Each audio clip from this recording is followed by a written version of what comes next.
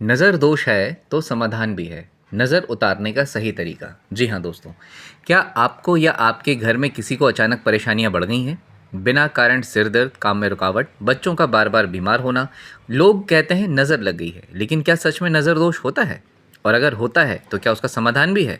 तो आज इस वीडियो में हम जानेंगे नज़र दोष क्या है और नज़र उतारने का सही तरीका क्या है, क्योंकि अब होलाष्टक शुरू होने वाले हैं और होलिका दहन का समय आने वाला है।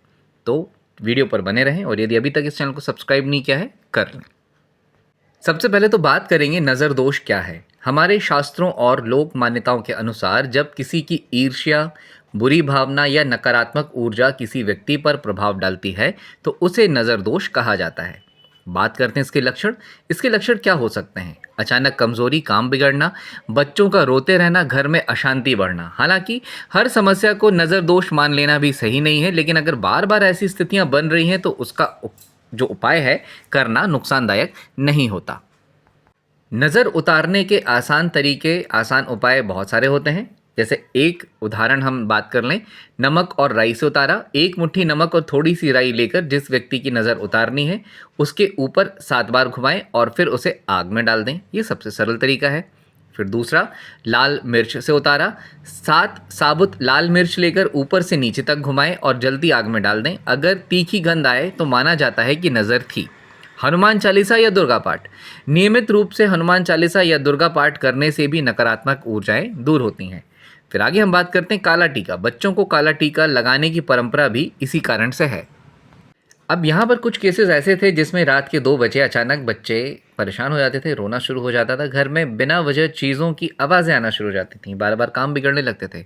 तो लोगों का ये कहना था कि नज़र लगी है। जब उनकी कुंडली देखी गई तो वाकई राहु और शनि और शुक्र की प्लेसमेंट कुछ गड़बड़ मिली। जी हाँ, इसमें शुक्र का भी बहुत बड़ा रोल होता है, क्योंकि शुक्र ही आपकी कुंडली में एक ऐसा रोल प्ले करता है जो आपको सभी तरह के भोग विलास, उच्च कोटि के आराम, रहन सहन दिखाता है, बताता है और आपको देता भी है। अब लोग इसी चीज़ से तो जलते हैं। आगे और ध्यान से सुनिएगा इस बात को। कई बार ऐसा भी होता है कि लोग आपकी तरक्की से जलते हैं, कोई आपकी खुशी नहीं देख पाता। नकारात्मक सोच, नकारात्मक ऊर्जाएं बढ़ना शुरू हो जाती हैं और जब ये ऊर्जाएं आप तक पहुंचती हैं तो जीवन में अजीब सी घटनाएं घटती हैं, जैसे अचानक से कमजोरी लगना, चिड़चिड़ाहट आना, खाना खाने का मन नहीं करना। सबसे बड़ा सिम्टम्स तो ये होता है कि आपके मन पसंदीदा खाने में, जी हाँ, हर एक खाने की बात नहीं कर रहा हूँ, स्पेसिफिकली आपके मन पसंदीदा खाने में बाल निकलना शुरू हो जाते हैं दोस्तों। ये कहलाता है नज़र दोष।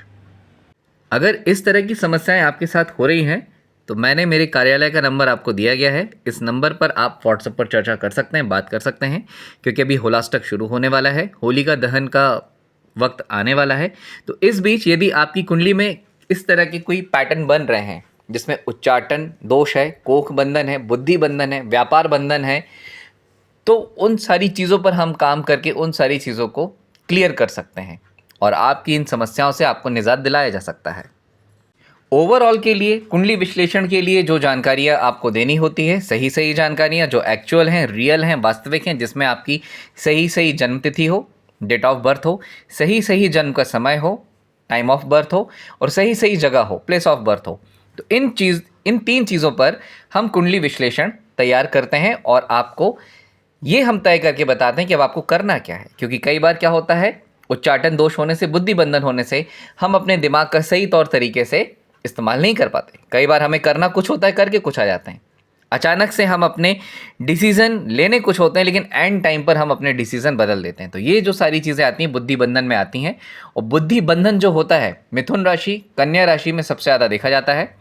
दूसरी बात, जिनकी भी कुंडली में बुध ग्रह अस्त का है, शुक्र ग्रह अस्त का है, और ख़ास तौर पे कन्या राशि वाले बुद्धि बंधन के शिकार होते हैं।